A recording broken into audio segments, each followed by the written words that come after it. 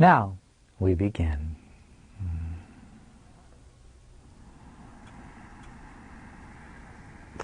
And indeed, once again, greetings unto you, beloved and holy children of light divine.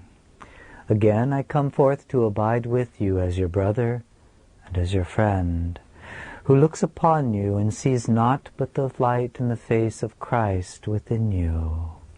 And Christ is the firstborn of the Father. That is, it is that which is begotten and not made. Christ is God's creation. Christ is the holy child of God. Christ is as a sunbeam to the sun, radiating forever from the holy mind of what I have called Abba. And therefore, I come forth to abide with you in perfect joy and in perfect freedom and in perfect reality. I come forth to join with that part of you that abides always in perfect knowledge, perfect peace, perfect knowingness, and in perfect union with your Creator. I come not to speak of things that you do not know. I come not to use words which do not already abide within you. I come not with a wisdom that you do not already contain. I come not with a love grander than that which already flowers within the silent places of your own heart. I come not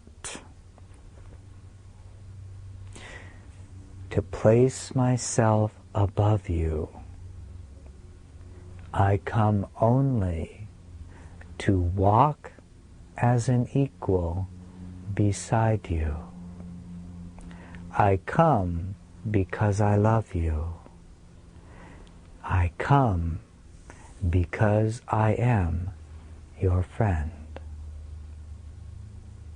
And of all the things that I could possibly choose to do with the unlimited power of consciousness given equally unto me of my Father as it was given unto you, of all the places and dimensions and worlds in which I could reside, in this moment in truth, I come to abide with you in this manner, as together we utilize a creation device, a communication device, you would call it a body,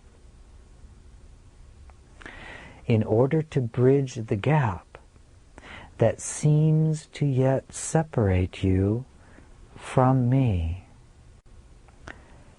In reality, all dimensions of creation reside in a space far smaller than the tip of a pin. In reality, all dimensions of creation are so vast that you could never measure them. In reality, there is no gap between where you are and I am. And this is why I can be no further from you than the width of a thought. But oh, indeed, beloved friends, the power of a thought is the power to create universes. And within universes to create yet more universes. And within those universes to create world upon world upon world upon world upon world. And your lived experience is that momentarily your attention seems to be focused on your unique world, which shares some things in common with many other beings. You have what is called in your world a consensus reality. We would say a consensus experience born out of a universal reality. Beloved friends, even as you abide in your awareness in this moment, You are the creator of the world you experience. And you do this in so many ordinary ways. When you stand face to face with anyone, and for just a split second you alter the position of the body through which you gaze upon them, you take up a new stance, a new perspective, and in that very split second you have created a new experience for yourself. When you look upon that friend, and the mind moves from neutrality, which is where you begin every experience, into the thought, oh, that is my friend Mary. That is my friend Saint Germain. Oh, that is my friend Peter. That is my friend Joanna. That is my friend Nathaniel. Whatever the name may be, when you hold that thought, already do you begin to change the experience. You are a literal creator in that moment. For when you name anything, you define it according to the factors that you have built in to the name that you use. When you look upon a field of energy arising from the mystery of your planet Earth, and you say the word tree, that fast, you have brought forth into your manifest experience everything you have ever decided on that is associated with the field of energy that you have called tree. And in this way, your experience is entirely unique. It has never been before, it will never be. Nothing can repeat it. And this is why creation is forever new. Yes, you can stand with your friend and look upon a tree and nod your head and say, well, yes, of course, that's a tree. Yes, I see the branches, I see the leaves. But as soon as you have named it, you have brought forth with yourself all of the associations you have called to yourself through your experience of that field of energy that you have called tree. And rest assured, and those in your world called environmentalists and those in your world that you have labeled loggers definitely see a different experience, though they use the word tree. Which is right then and which is wrong? This does not apply. And in this hour, we want to address for you another of the important pebbles that you must drop into the clear, still pool of your awareness. It is simply this. All webs of relationship, all energy fields are absolutely neutral. What creates experience is how you decide you will view that web of relationship, that field of energy. The effect of that decision is also completely neutral. But how can that be? For when a logger sees a tree and sees only the profit to be made, forests disappear. And when an environmentalist looks at a tree, the tree remains, and the mighty owls and the birds have a place to make their home. Surely, are we not to perpetuate the same reality, the same experience that all human beings have had? Is there not loss when the forest disappears? Listen well and carefully. All events are neutral. You are the one that places the value upon it.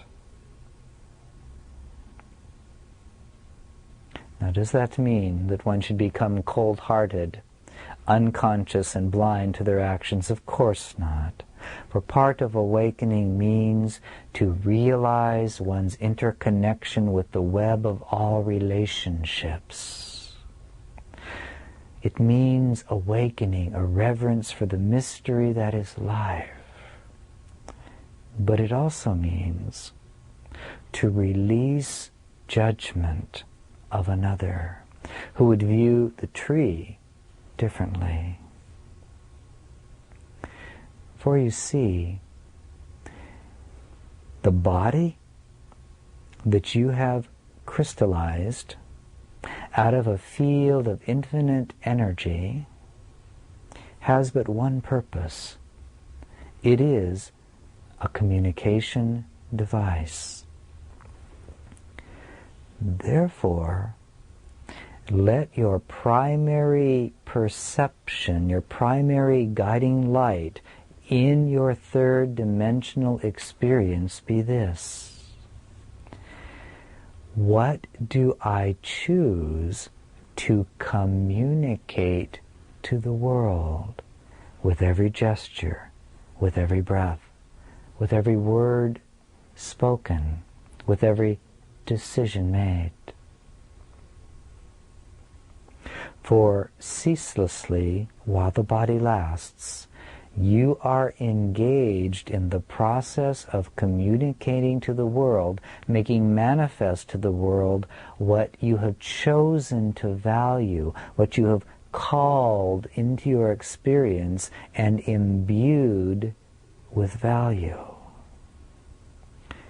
This means that ceaselessly you are engaged in teaching the world what you believe holds the greatest truth, the greatest value.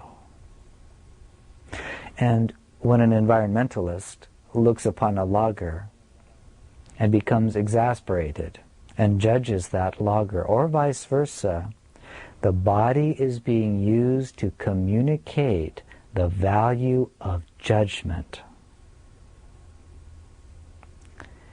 That creates fear and contraction.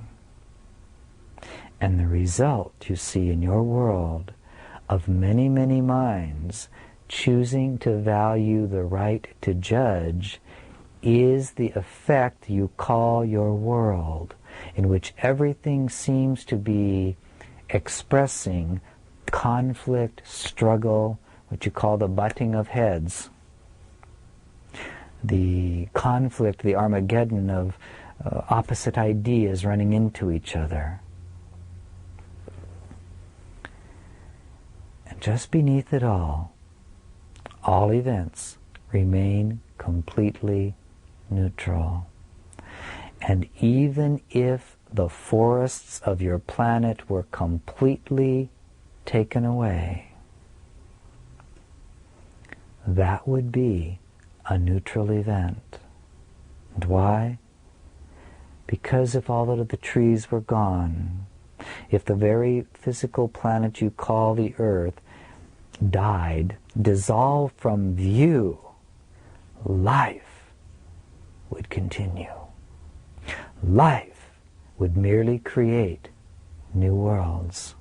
It does it all the time. You do it all the time.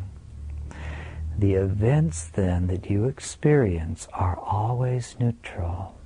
And what you see occurring in the world around you remains neutral until you make the decision what it will be for you. You will name it, and therefore you will define it.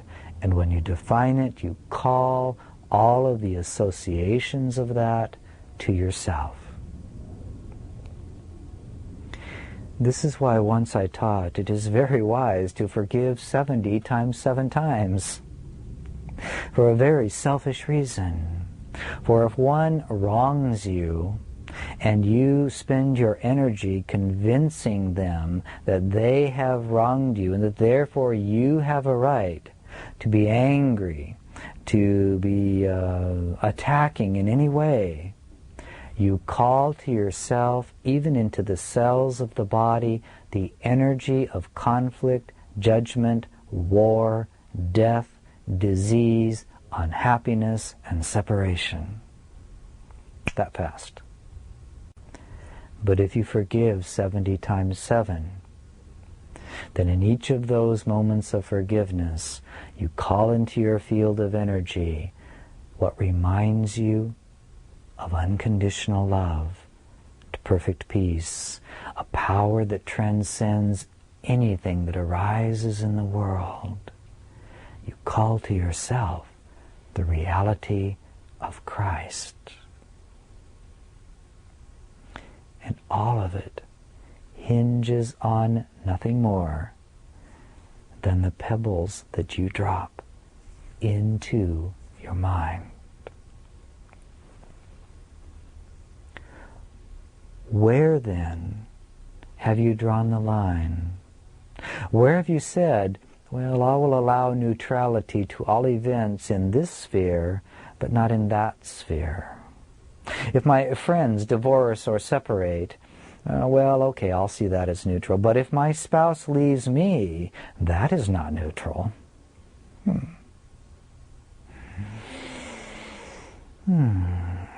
If my friend's father leaves $3 million to his children, well, that's fine, that's a neutral event. But if my father leaves his $3 million to charity and leaves me out of the picture, that is not a neutral event.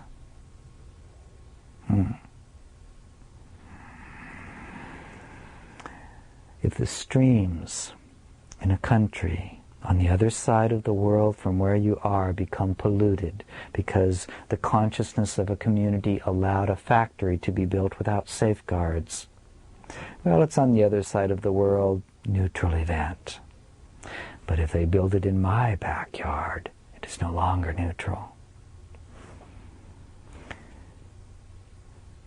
It is always wise to look lovingly, to see where you have drawn the line, to see what you will look upon as neutral and what you cling to as being filled with meaning and value that is unquestionable. For there you will find what requires forgiveness within you. We've shared with you that mastery is a state of fearlessness. When you place a value upon something and then become adamant that that value exists in the event or the object outside of you, you have but secured your place in fear. And fearlessness is as far from you as the East is from the West. Look well then to see where you have placed value and insisted that that value be unshakable. How many times in each of your days do you say, oh, boy, if my dog ever died, I would not be able to take it. That would just be the end of me. Or if the banks collapse, oh God, I wouldn't be able to take that. Be careful what you decree.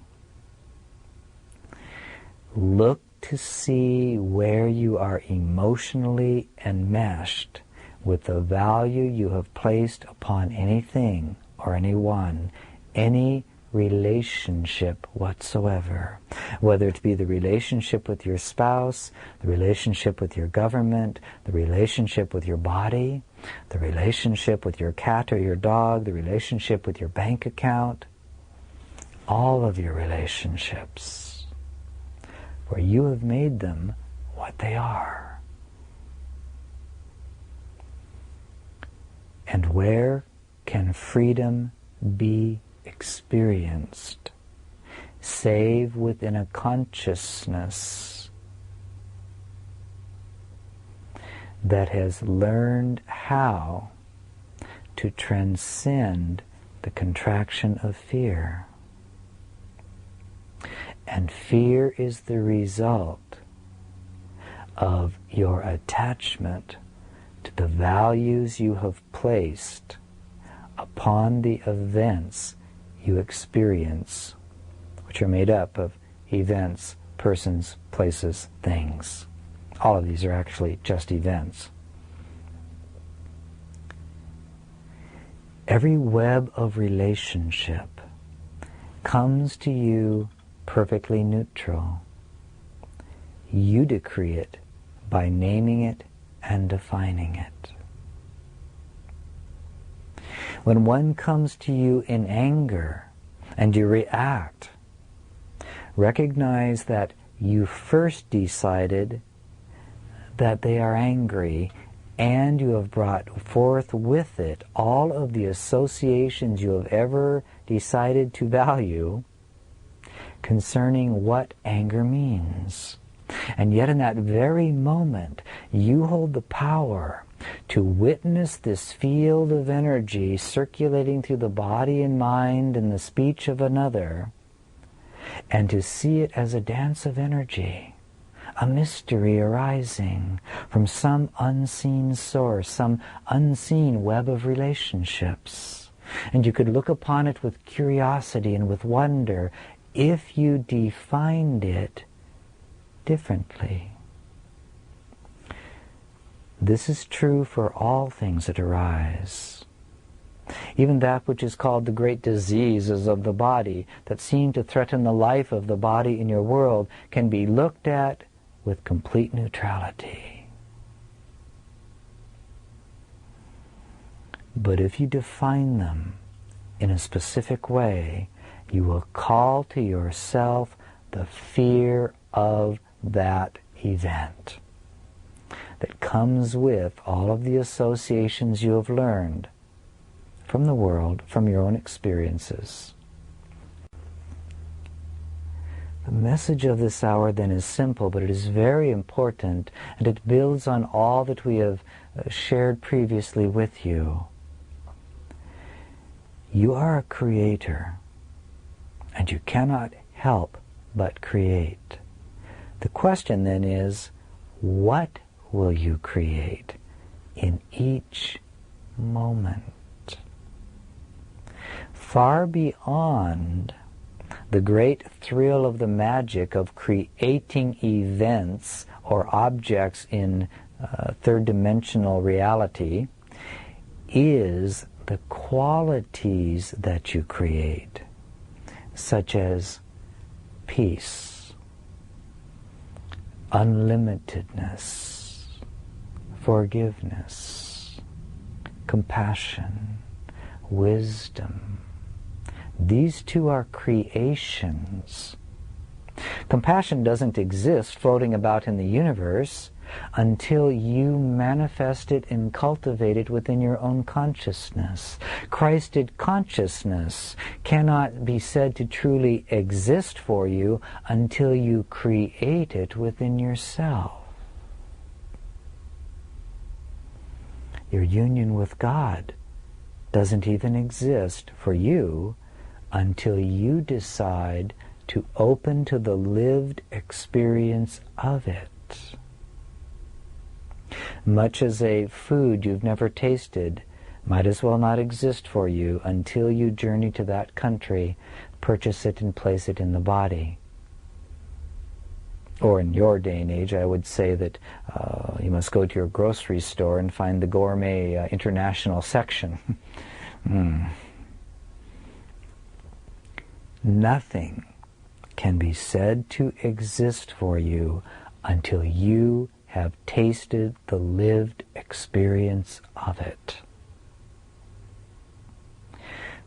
So when you hear talk about enlightenment, when you hear talk about union with God, when you hear talk about unconditional love, stop nodding your head thinking you know what these things are and turn your attention within. Do you abide in a lived experience of these things? that fast you'll know what the answer is. If the answer is no, I hear talk about enlightenment and I get little glimpses, but I don't really know what it is because I'm not feeling it completely in my lived experience. Right away you will know that there must be something that you have valued other than enlightenment, that you are insisting remain in place in your consciousness. What is it? Search it out, find it, and decide whether you still want it. That we would perceive there are many in your world who like to walk around as if they are in a state of peace with the smiles upon the faces. Perhaps they carry the Holy Bible in their hand or some other such text. They wear some religious icon upon their body so as to create the appearance of one who is at peace. But inwardly, when they turn on their television and they watch how the logger has felled yet another tree, inwardly they respond by calling that one ignorant or stupid or limited. In that moment, they have spoken to the universe the truth that they are choosing to live. I am not one who wants to know what peace is. I am not one interested in forgiveness. I am not one interested in wisdom. I am interested in judgment and the high that I feel in my body through the act of judging another as being less than myself. In short, it is time to give up the pretense.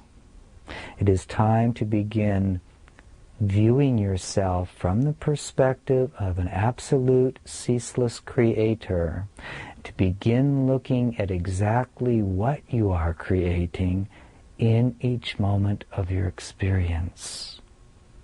To bring the quality of childlike innocence to what you actually experience, not what you tell everybody else you're experiencing. It is time to become honest with the effects of the ripples, of the rocks or the pebbles you have dropped into the field of the awareness, as a great form of play.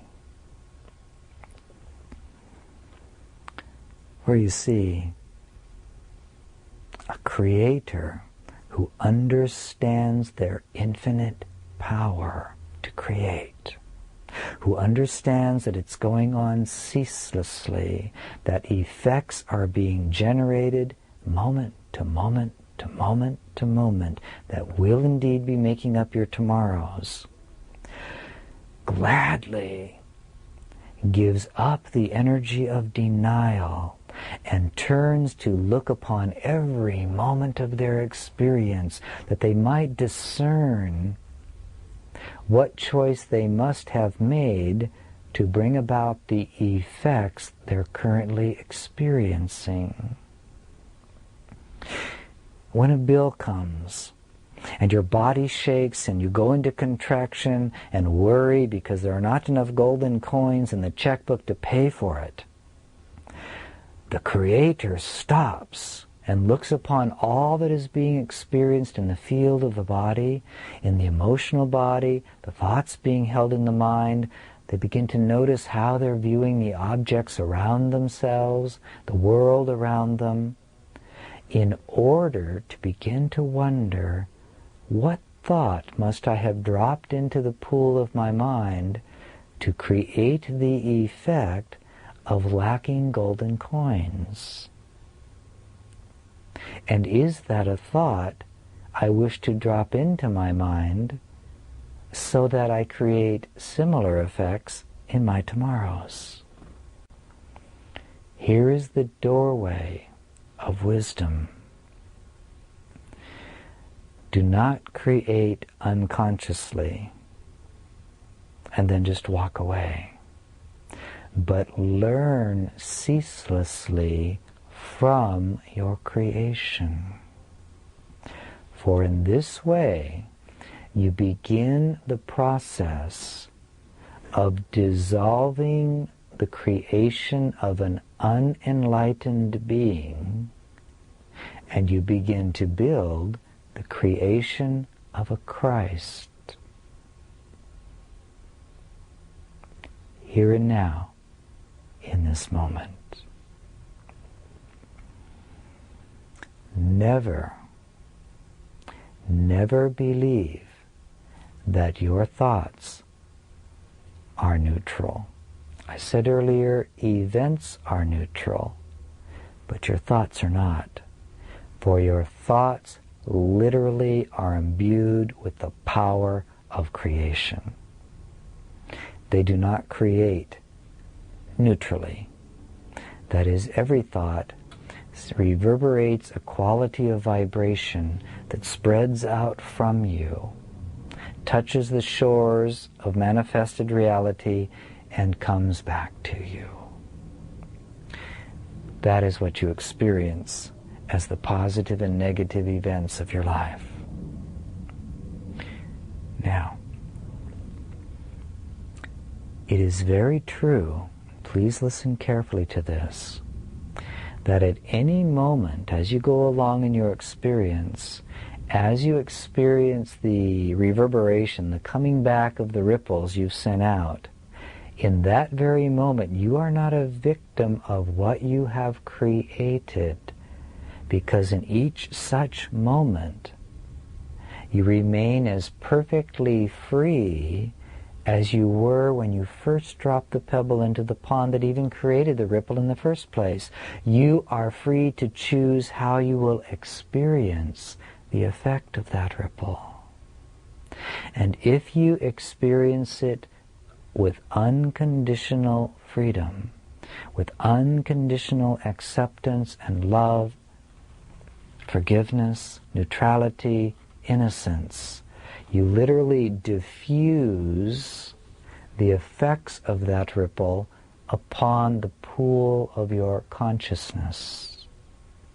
And then in that moment, you become instantly free to begin creating in a new way the ripples that you will experience in the future. And this is why you are never a victim of anyone's creation, especially your own. It's not that life is so complex that you've created all these momentums and now you're stuck with them. In any moment that you get it and you stop reacting as if you were a victim and looked merely at the ripples that are coming back to you that you've sent out from yourself and said, this has come into my field of experience as an awesome mystery, and this means that I am an awesomely powerful being. And therefore I will look lovingly upon this ripple. Yes, I know it needs to play itself out, but as it does so, I'm going to be wise enough to see the transparency of it, to see the lack of effect that it really has. It doesn't change who I am.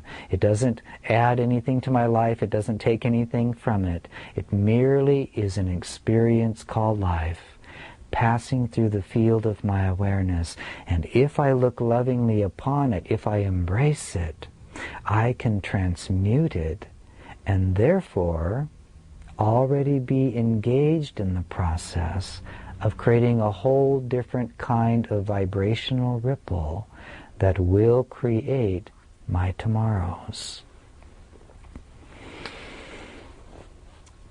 That means that while the power of your thoughts are not neutral, the events called the effects of those thoughts can be either neutral or not neutral, depending on how you use the very primary power of awareness. We are seeking then to share with you how infinitely free you are. There are many in your world that teach this illusory doctrine of what is called the karma, that what you send out now you must experience sooner or later, and how you experience it is directly related to the quality of the ripple you sent out. That is not true. That would make you a victim. And if you are made in the image of God, and I assure you that you are not a victim of the world you see. You cannot, in reality, be victimized by anyone or anything at any time, because your reality is that you are made in the image of God. And if you could truly be victimized, it would mean that God creates unlike himself. Does a salmon come from an oak tree?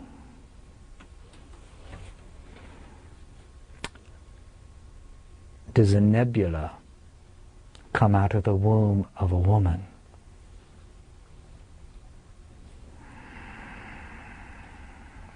Does a raspberry grow on a grocery store shelf? No. Like begets like.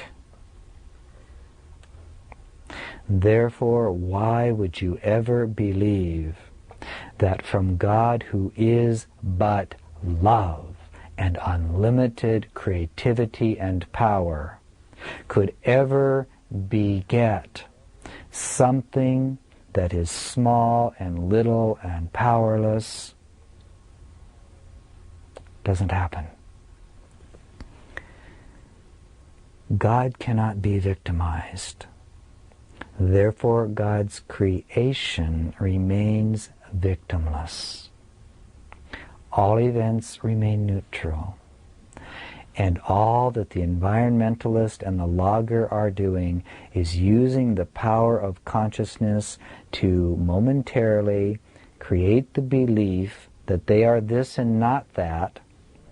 They place a value of their own choosing upon an event of energy that they call a tree, and by what value they place upon it, they call the quality of experience that they will have into their field of awareness. That's all that's happening. The energy that makes up the tree is eternal forever. It may change form, but life remains. Therefore, lament not the passing away of a species, but trust the grand intelligence that gave rise to it in the first place, for it is still busy creating even greater universes. This is why loss does not exist. How does all of this relate to your daily experience? We want to suggest, and this is very important, and as we move into the following year, it's going to become very crucial that you have a foundation upon which to build. If you are ready to completely assume responsibility for having been created in the image of God, and that therefore you are an eternal creator, begin now to utilize some time each day, without letting a day go by, in which you sit with yourself, not with your mate, not with the parents, not with your television, not with your favorite sport team, not with your favorite actor or actress, not with your favorite religion, not with your favorite God or master or savior, not even me. Sit with you. And start by acknowledging that you are one with God. Understand that the very body that seems to have a heart within it that is beating life for you, this itself is the effect of decisions and choices you have made. That the very chair you're sitting on is the result of your attracting a web of relationships that's quite unique into your field of awareness, called the physical universe. And in that moment, you are having an experience you've never had before. You are sitting in the chair now. and the event is completely neutral. And that nothing you're experiencing in your consciousness exists or is sourced by anything outside yourself. Give yourself 5 minutes to choose to practice choosing how you will experience sitting in a chair. With a mind filled of worry or a mind full of peace? A mind thinking of all the things it could be doing, or a mind marveling at how the weight of a body feels pressed against the seat of a chair? A mind that creates tension in the way the breath flows through the body, or a mind that creates ease and comfort?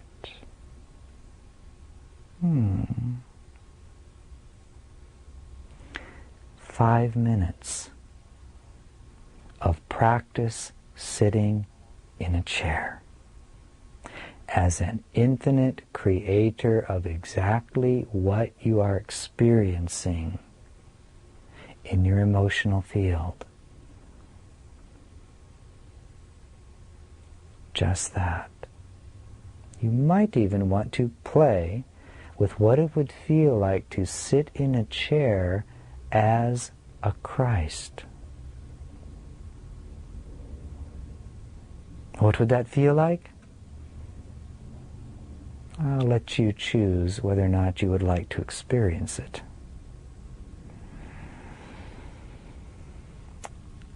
5 minutes each day. Do it without fail. Be with yourself and decide how you will experience yourself now.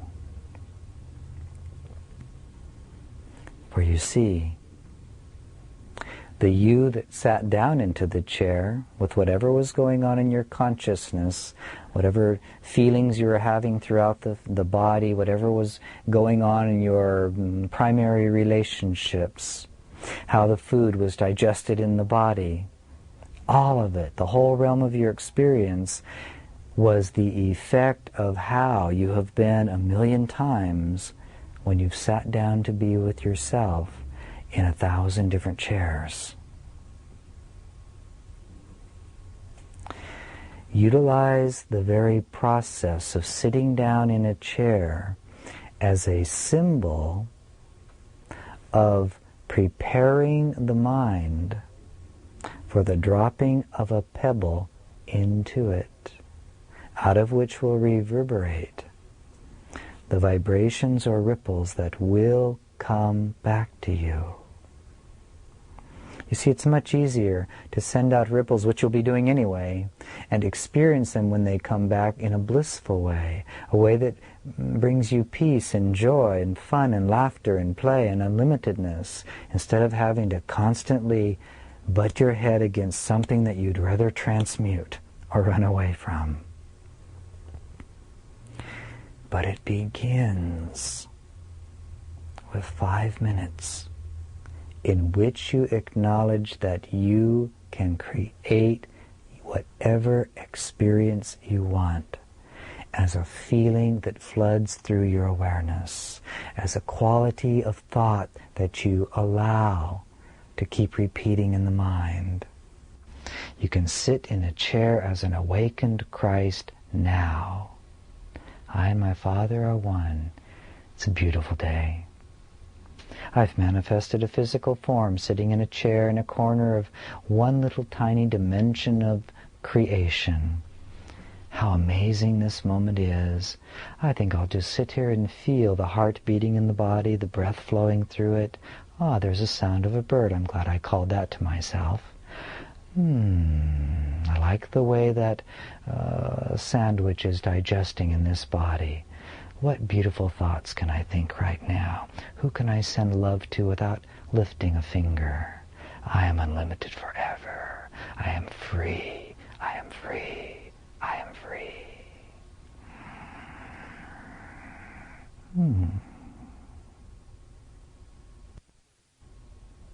do you think you'd like to have that experience for 5 minutes? Why not begin today? For so many of you upon your physical plane keep searching for some form of magic that will bring the kingdom of heaven to you. You can't bring it to you. You can only become aware of how you're using it to create the ripples that you send out from yourself. Do you know the saying in your world, wherever you go, there you are? You are God's creation. You're in heaven now. Heaven is not a place. It is a state of unlimited and infinite creative power. Because it is the reflection of God's holy mind. Why not be one who practices being the presence of heaven? And if that seems too awesome or too far beyond you, then just play with it for 5 minutes a day. And trust me, I will love you no less if for the other 23 hours and 55 minutes you decide to play at pretending and feeling that you are little, unworthy, unloved, unloving, unlovable, that you are the scourge of the earth, that life is constantly victimizing you. Go right ahead. I would never interfere with your free choice. I may not come and knock at your door except for those 5 minutes, but you remain free to utilize time any way you wish. But for just 5 minutes, experience yourself as Christ, crystallizing a body as a temporary teaching and learning communication device, plopping itself into a chair in a totally neutral corner of creation, because you want to have the experience of sitting blissfully at peace in your perfect knowledge of your union with God in this moment.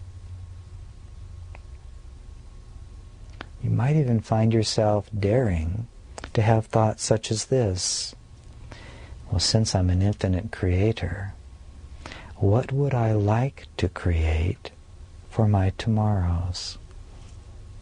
And if during that 5 minutes there's a knock upon the door and it's the bill collector, who cares? That's that soul's experience of thinking they're a bill collector and you're some bad person they must corral. Let them have their experience.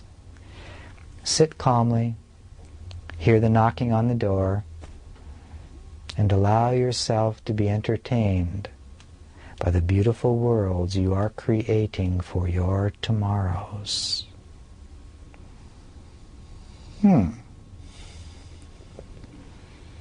Here is the straight and narrow path that leads unto life. Here, the eye of the needle through which you must pass. For it is not enough to just embrace the idea that I am the creator of all that I experience. You must then choose to actively put it into practice.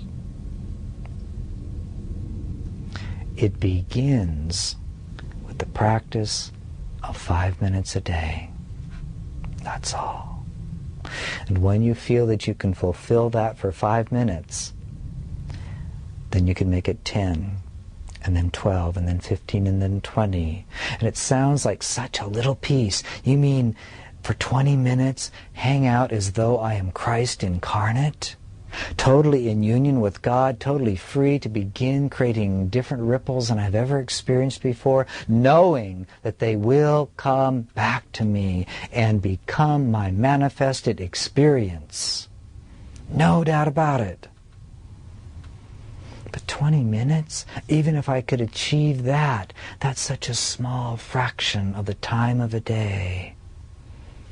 Beloved friends, if you had faith as a tiny, tiny, tiny little seed, you would know that you, from that little tiny faith, will create the mighty oak tree, whose branches will shelter you from the blistering sun and give comfort unto many. 20 minutes is an eternity when it comes to creating your tomorrows. And if you believe that the other 23 hours must be taken up by experiencing the effects of what you created a long time ago, the ripples that are coming back, so be it. Play with it. Let yourself transmute those moments. Oh, here I am, answering the door. Yes, bill collector. Hi, come on in. Have a glass of water. You know you're absolutely right. I didn't pay that bill. Did you want to know why? Silly me. I've actually decided to create the experience that I'm someone who can only create lack. And that's why I have no golden coins in my checkbook. It's just the darndest thing, isn't it? Yeah, oh, very good. So you're going to turn my name over to the authorities, and now I'll have no credit with anybody on the planet. Well, go ahead if it makes your day. I have other things to do. I'm busy creating a new tomorrow. And I know that all around me is going to be taken from me anyway, since everything birthed in time ends in time. My house will be gone, my car will be gone, my clothes will be gone, my friends will be gone. Everything I've experienced in time is changing anyway, so go ahead, take it from me now. It'll just speed up the process. I do not speak of this tongue-in-cheek. I speak from the perspective of one who is an awakened Christ, who already knows how to birth universes, to create that which is holy, good, and beautiful. I know that this is the way. It is the only way. Release the value you've attached to your experiences, even the bill collector, and spend your time instead deciding which pebbles you're going to drop into the field of your mind. For you will create as the result of what you choose to think today. And what you value today will show itself to you tomorrow. I learned to value unlimitedness. I learned to value love. I learned to value fearlessness. Yes, my method for doing that was rather unique, and I would not recommend that you follow in my footsteps. Unless, of course, you like the drama of being nailed to cross and then stood up in front of all of your friends in order to learn to transcend fear in your mind. I learned to value unbroken communication with every soul in every dimension of creation. I learned to value only my loving thoughts, and I birthed or grew a Christ out of the very seed of awareness that exists equally within each of you. Therefore, where you are in this moment, look around. Look at the objects that you see. Look at the people that you see around you, if there are any.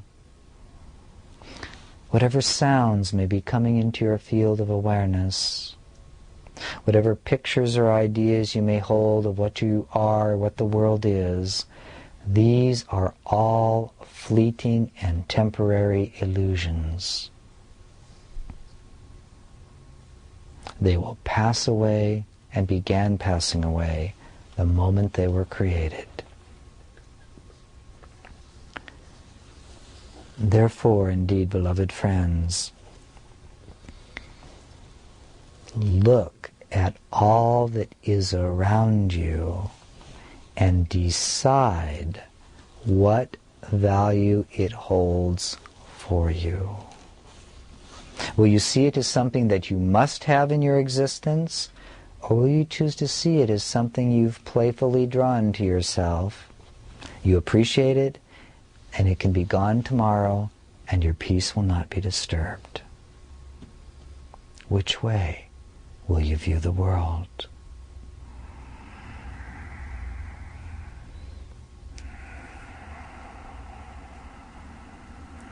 "5 minutes, one for each finger and thumb on a hand.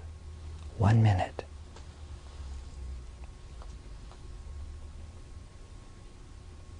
In which you choose to sit as Christ in the midst of your kingdom, your creation. And you decide which thoughts you will hold, and therefore determine how you see all that is in the field of your awareness, and which thoughts you will allow to begin to generate the ripples that you will send out that will, there's no way to escape it, that will return to you.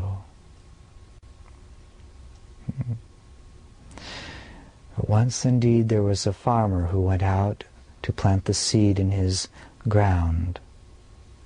But before he went to plant the seed, he selected the seed very carefully. And while other farmers rushed out because they thought, oh look, it is a time for the plant to begin. Everything is perfect. The conditions are just right. We must make haste and plant. And they bought whatever seeds they could get and went out and spread them across the ground and began their busy work of doing what they had to do.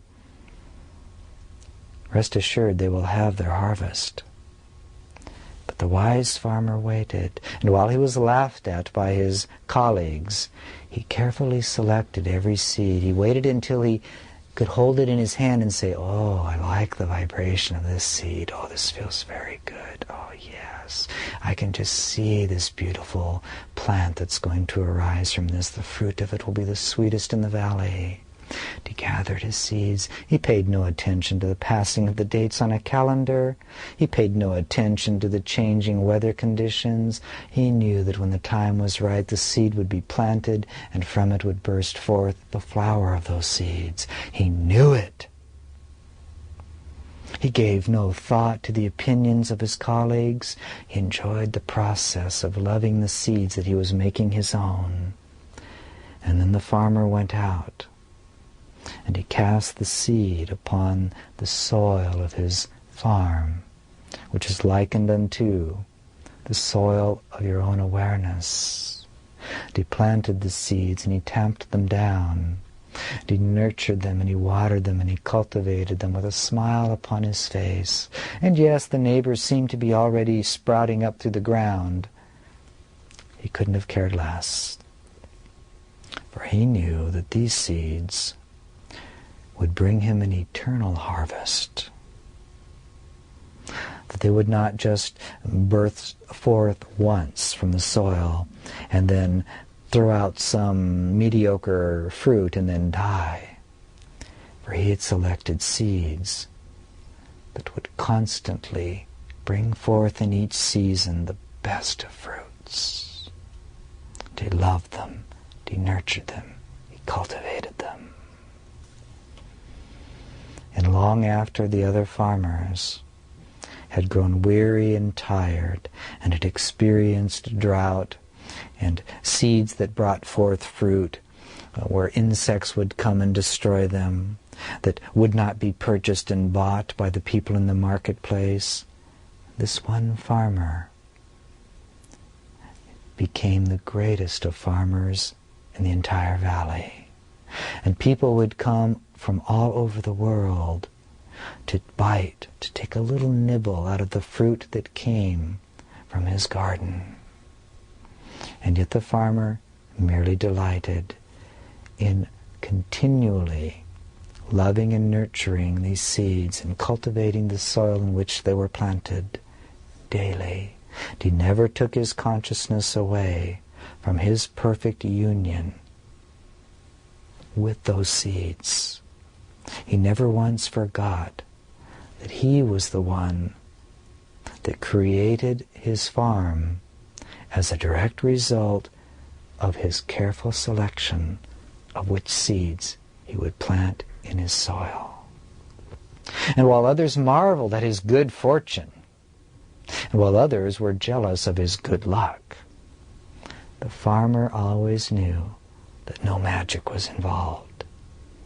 He merely followed in the footsteps of the wisdom given to him by God. Take my fruit and plant it in your consciousness. Know that you are one with me, and that the fruit you experience is the result of the seeds you plant in your own consciousness.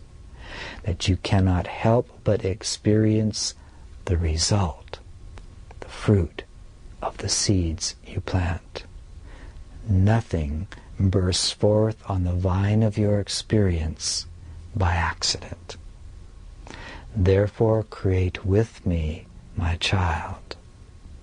Create like unto myself by knowing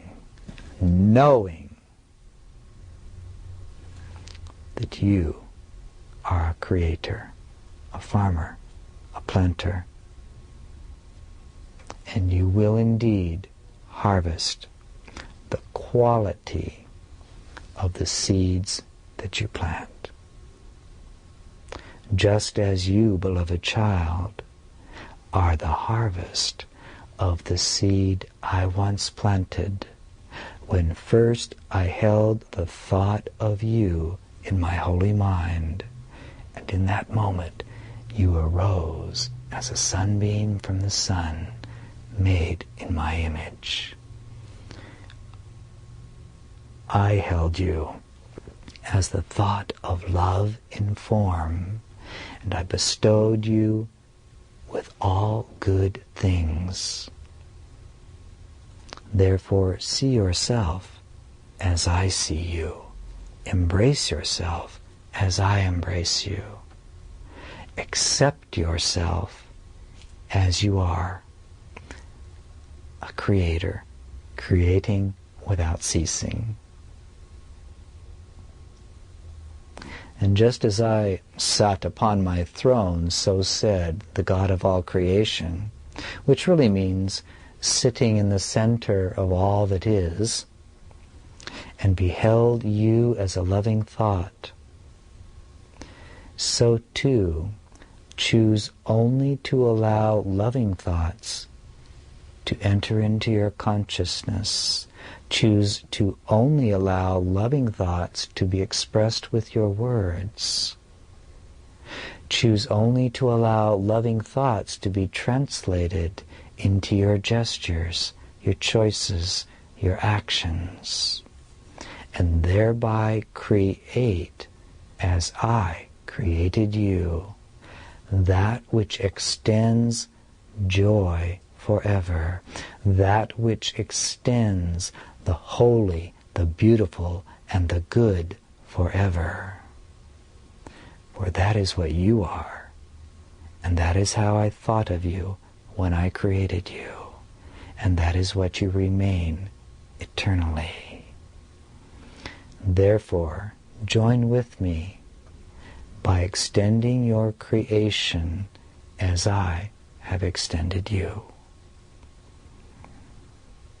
And since you have manifested a physical body,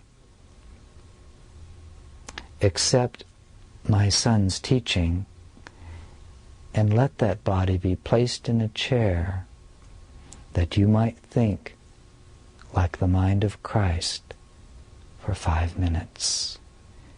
And you will beget an eternality that reflects the radiance of heaven, just as you reflect my radiance when I look upon the unlimited soul that you are.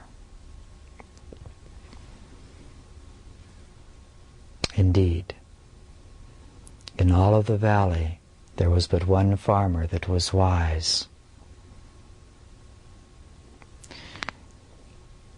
Will you elect to join the union comprised of all of the hasty farmers, or will you choose to take up residence as the one farmer who knows how to create wisely and in faith rests on perfect certainty and merely sits back to wait for the ripples of heaven to come and replace the ripples of hell that once you created unwittingly?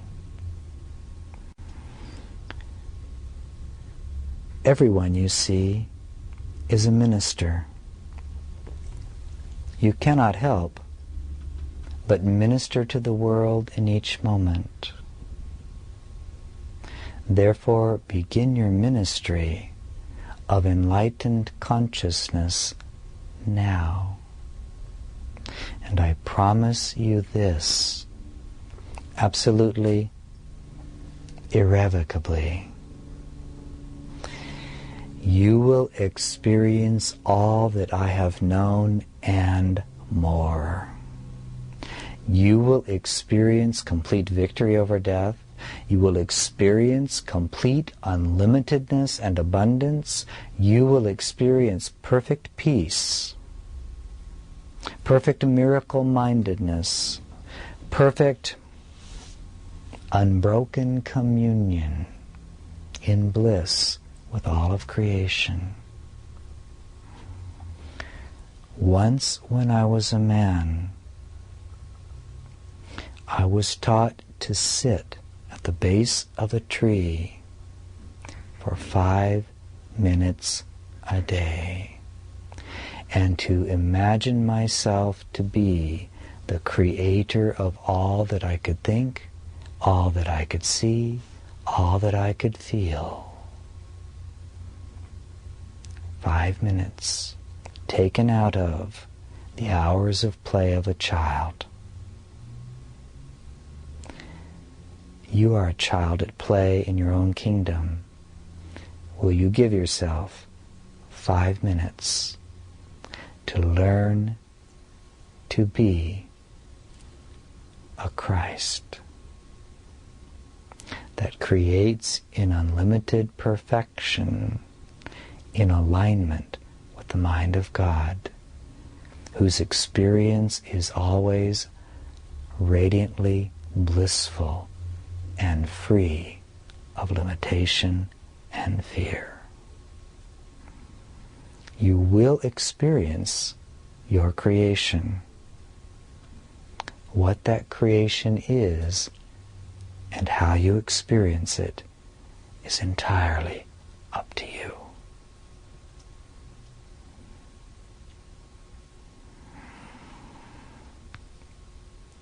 This then will be the fulfillment of the message of this hour, and as you can see, it's very much built upon the last. But it begins to translate the truth into an action. Very simple, very practical. So simple and so practical that you'll be hard-pressed to find a reason against it, an excuse. For those of you so busy trying to take care of dealing with all the things life throws at you, even you know that you can find 5 minutes. And that 5 minutes can be the beginning of birthing a whole new universe for yourself.